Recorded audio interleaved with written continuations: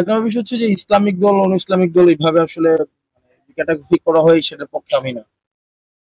এটা আমার বিষয়। ২ নম্বর বিষয় হচ্ছে যে আপনার দূরত্ব তৈরি হয় নাই।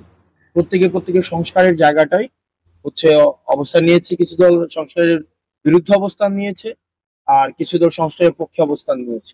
তো এই জায়গা থেকে মনে হচ্ছে দৃশ্যত এখন বাংলাদেশে আহ ২ টা পক্ষ ভাগ হয়েছে। আপনারা দেখেছেন।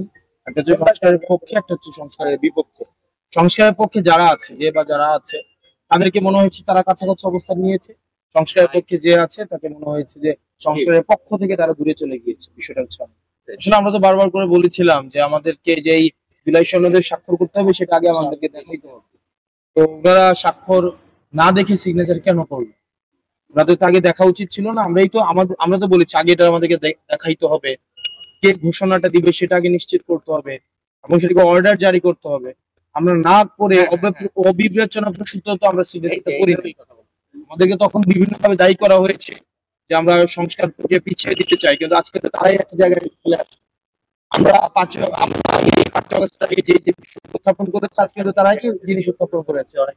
অর্থাৎ আমাদের জায়গাটায় তারা এসছে। তো আমরা বারবার করে বলেছিলাম যে এই যে জুলাই সনদ এবং সনদের বাস্তবায়ন প্রক্রিয়া, এই বিষয়টি সুরাহা হতে হবে এবং সেটি জাতির সামনে প্রকাশ করতে হবে। তারপর হচ্ছে আমরা সিগনেচার করবো। আমরা সিগনেচার করি নাই, তারা সিগনেচার করেছে। এখন সেটা তারা জুলাই ওই যেই কনসেনসাস কমিশন, সেই কমিশনের সাথে সেই বিষয়টি তারা নিষ্পত্তি করে। ঠিক কিন্তু কোয়েশ্চেন নাম্বার 1 যে আপনার সাপ্লাই ইস্যুতে আমরা শুরু থেকে দেখেন নির্বাচন কমিশনের আমরা যেটা চেয়েছি, দেখেন আপনি চাকরি করেন, আপনার নিশ্চয়ই একটা নীতিমালা রয়েছে। এই নীতিমালা মেনেই হচ্ছে আপনার বেতন কাঠামো নির্ধারিত হয়, কোন নিউজ আপনি প্রকাশ করতে পারবেন, কোনটা পারবেন না, সেটা কিন্তু একটা নীতিমালা রয়েছে। এই নীতিমালার আলোকে যেটা আপনার সেন্সর্ড হয় সেটা প্রকাশ করতে পারেন না, আর যেটা আনসেন্সর্ড হয় সেটা প্রকাশ করতে পারেন। তো হঠাৎ করে যদি মনে হয় যে আপনার টেলিভিশন যিনি মালিক ওনার ইচ্ছে হয়েছে আজকে এই নিউজ প্রকাশ করবে না, আপনাকে বাদ দিয়ে দিবে, আপনি কি এটা কি এইভাবে কি আপনি চাকরি করবেন? আপনার সকালে ওনার ঘুম থেকে ইচ্ছা হইলো তোমার বেতন ৫০০ টাকা, কাউকে ইচ্ছে হলো তোমার ৩০০০ টাকা। এইভাবে যদি হয় একটা প্রতিষ্ঠান কি কখনো চলে?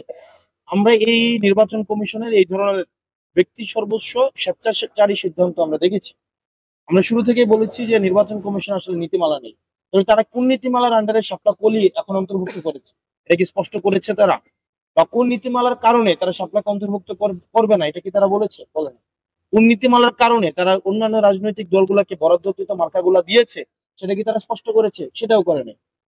তার মানে এই নির্বাচন কমিশনের এই যে মার্কা সংযুক্তিকরণ বা নাকরণ যে বিষয়টি, এই বিষয়টি গোড়ামি বা এই বিষয়টি নিয়ে একটা স্বেচ্ছাচারী যে বিষয় যেটাই বলেন না কেন, আপনারা যে ভাষায় বলেন না কেন, মধ্যযুগীয় ভাবে এই বিষয়গুলোকে ডিল করছে আসলে নির্বাচন কমিশন। আমাদের কাছে মনে হয় যে নির্বাচন কমিশনে অনেকগুলা পক্ষের শক্তি এখানে জড়িত। কেউ হচ্ছে এখানে আপনারা জানেন যে নির্বাচন কমিশন তো আসলে যে গঠিত হয়েছে এটা নীতিমালা কি ছিল? আজকে আপনারা প্রশ্ন তোলেন সাংবাদিকরা যে আপনার কোন প্রক্রিয়ায় নির্বাচন কমিশন, এই নির্বাচন কমিশন গঠন করা হয়েছে বিএনপি বলেছে আমাদের পক্ষ থেকে একের মতো বার্থডে কেক যেভাবে ভাগাভাগি করা হয় নির্বাচন কমিশনকে ভাগাভাগি করে যার মতো করে এখানে স্টেক দিয়েছে। তো যারা বিএনপি পন্থী নির্বাচন কমিশনার আছে তারা বিএনপি কে পারপাস সার্ভ করে, যারা জামাত ইসলামী পন্থী নির্বাচন কমিশনার আছে তারা জামাতের পারপাস সার্ভ করে, যারা আর্মি পন্থী এখানে নির্বাচন কমিশনার আছে সে আর্মির পারপাস সার্ভ করে। এখানে আবার আওয়ামী লীগের অনেক অসংখ্য চাকরিজীবী রয়েছে, তাদের বিষয়ে কি নির্বাচন কমিশনার কোনো সিদ্ধান্ত নিয়েছে? সিদ্ধান্ত নেয়। তো দিন শেষে আসলে আমরা মানে কোন ধরনের আমরা এনসিপি আমরা আমাদের জায়গায় স্পষ্ট ছিল, আমরা আমাদের কোনো অবস্থান পরিবর্তন করিনি। নির্বাচন কমিশন তার অবস্থান পরিবর্তন করেছে তার নিজের মতো করে স্বেচ্ছাচারী ভাবে। আমরা একই সাথে আপনার যে প্রশ্নটা সংস্কার নিয়ে আমাদের মার্কা নিয়ে আমরা সবসময় একটা অবস্থানে ছিলাম। আমরা এটা বলি না যে আমরা জুলাই সনদে পিয়ার না হইলে আমরা সিগনেচার করব না। আমরা এটা বলি না যে আবার এরপরে গিয়ে আবার সিগনেচার করছে, আমরা কি এটা হয়েছে আবার গিয়ে আবার সিগনেচার করছে কিনা, আবার সিগনেচার করার পরে আবার এটা বলছে কিনা যে আমরা সিগনেচার করছি কিন্তু আবার এটা আমরা উঠাইনি। কিন্তু আমরা শুরু থেকে আমরা আমাদের অবস্থানে স্পষ্ট ছিলাম। সংস্কার নিয়ে শাপলা নিয়ে আমরা আমাদের অবস্থান অপরিবর্তিত রয়েছে।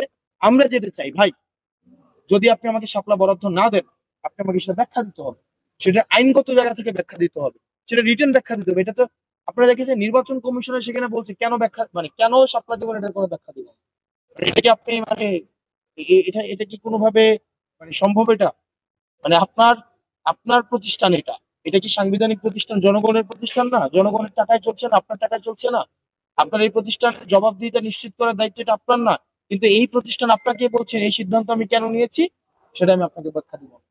তো ওই ব্যাখ্যাবিহীন রাষ্ট্র, এটা 5ই আগস্ট আগে ছিল, হাসিনা যখন চালাইতো তখন একটা ব্যাখ্যাবিহীন রাষ্ট্র চালাইতো, জবাবদিহিতাবিহীন রাষ্ট্র চালাইতো।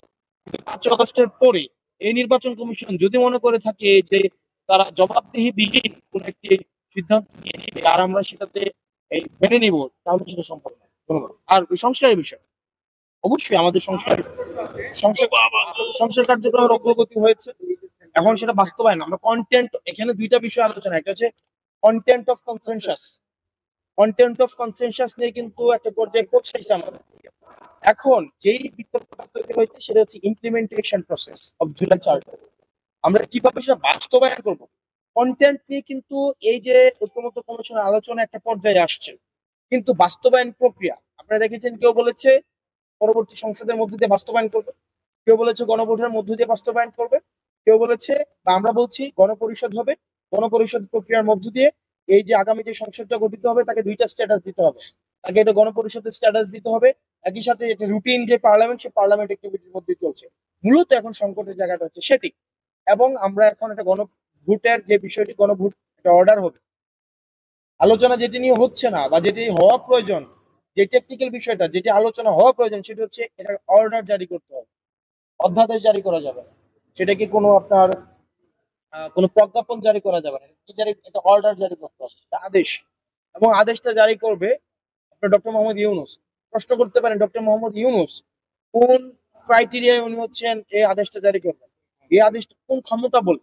এই ক্ষমতাটা হচ্ছে অভ্যুত্থান। আপনি 106 বিশেষ, আপনি কনস্টিটিউশন 106 দিয়ে সরকার গঠন করছেন না বিশেষ পরিস্থিতিতে, তাহলে এই সরকারের লেজিটিমেসি কোথায়? ঠিক একইভাবে, ঠিক একইভাবে এই অভ্যুত্থানের লেজিটিমেসির কারণে ডক্টর মোহাম্মদ ইউনূস এই অর্ডারটা জারি করতে হবে, আলোচনা যেটা হওয়া উচিত। ভাই আমি একটু শেষ ভাই, আমি বলেছি যে রাজনৈতিক অঙ্গনে এই বিতর্কটা বেশ, না বিতর্কটা রাজনৈতিক অঙ্গনে থাকবে, কিন্তু আমরাই তো বলেছি, আমরা তো বললাম প্রশ্ন উত্তর। আপনার নির্বাচন কমিশন সেখানে হচ্ছে একটা এক ধরনের স্বেচ্ছাচারীমূলক আচরণ করছে, আমরা আমাদের জায়গায় স্টেটে চাই। এখন এটা ব্যাখ্যা আপনি কিভাবে দেবেন, রাজনৈতিক দল কিভাবে দিবে, সেটার উপরে নিয়ন্ত্রণ তো আমার। যারা সংস্কারের পক্ষে থাকবে, আমরা তো বলেছি সংস্কারের পক্ষে থাকলে আমরা আমাদের কাছে সাথে আসবে, আমরা তাদেরকে নিয়ে চুপ করবো, সিম্পল। সংস্কারের পক্ষে 5ই আগস্ট পরবর্তীতে যে জন আকাঙ্ক্ষা তৈরি হয়েছে সেটির পক্ষে যারা অবস্থান নিবে, আমরা তাদেরকে নিয়ে আমরা পরবর্তীতে সংসদে যেতে চাই। গণভোটের দাবি, তো গণভোটের যে আলোচনা সেটা বর্তমানে যেটা প্রাসঙ্গিক, একই সাথে সাথে ওই আলোচনাটা হওয়া উচিত, আমরা যেটা বারবার করে বলছি। তো অর্ডার জারি করতে হবে, একই সাথে সাথে সেটা এই কনস্টিটিউশন এই অর্ডারটা এটা হচ্ছে ডক্টর মোহাম্মদ ইউনূসের দ্বারা জারি হতে হবে, আমরা ওই জায়গাটা এখনো পর্যন্ত তো মনে হয় নাই। নির্বাচন কমিশনের যে ধরনের প্রস্তুতি, নির্বাচন কমিশন যেভাবে ভাগাভাগি হয়ে গেছে বিভিন্ন দলের মধ্যে, তারা আসলে কতটা নিরপেক্ষ থাকবে এটা আসলে আপনারা নিজেরাও পর্যবেক্ষণ করবেন। আমাদের যারা প্রিসাইডিং অফিসার থাকে, এজেন্ট থাকে, তারপর হচ্ছে যারা থাকে, তাদের কি গত 15 বছরে কোন নির্বাচনে স্বচ্ছ নির্বাচন কিভাবে করতে হয় আপনারা যারা হচ্ছে চেয়েছিলাম সেই জায়গা থেকে যে এই নির্বাচন কমিশনের অধীনে স্থানীয় সরকার যদি নির্বাচনটা হয়, আজকে যে আপনি আমাকে প্রশ্নটা করছেন তখন এটা বোঝা যাইতো যে আসলে সম্ভব কিনা, বা আমিও আজকে এই যে একটা সংশয় প্রকাশ, উদ্বিগ্ন যেটা প্রকাশ করছি সেটাও হয়তো নাও করতে পারতাম। সেজন্য জাতীয় নাগরিক পার্টি আমরা বলেছিলাম যে স্থানীয় সরকার নির্বাচন সেটা হয়ে যাবে, কিন্তু আমরা দেখেছি সেই বিষয়টিতে কিন্তু বিরোধিতা এসছে, বিএনপির জায়গা থেকে বিরোধিতা এসছে, যে তারা কিন্তু সেটি চায়নি। তারা শুধুমাত্রই এই সংসদ নির্বাচনের দিকে ফোকাস ছিল। যদি সংসদ নির্বাচনে কোনো বড় ধরনের ব্লান্ডার হয়, তখন সেক্ষেত্রে দায়টা পুরো জাতিকে আসলে বহন করতে হবে। একটা স্বচ্ছ নিরপেক্ষ নির্বাচন করার দায় কিন্তু আমাদের প্রত্যেকটা রাজনৈতিক দলেরই আছে, এবং সেক্ষেত্রে আমাদের সবাইকে কোঅপারেট করতে হবে।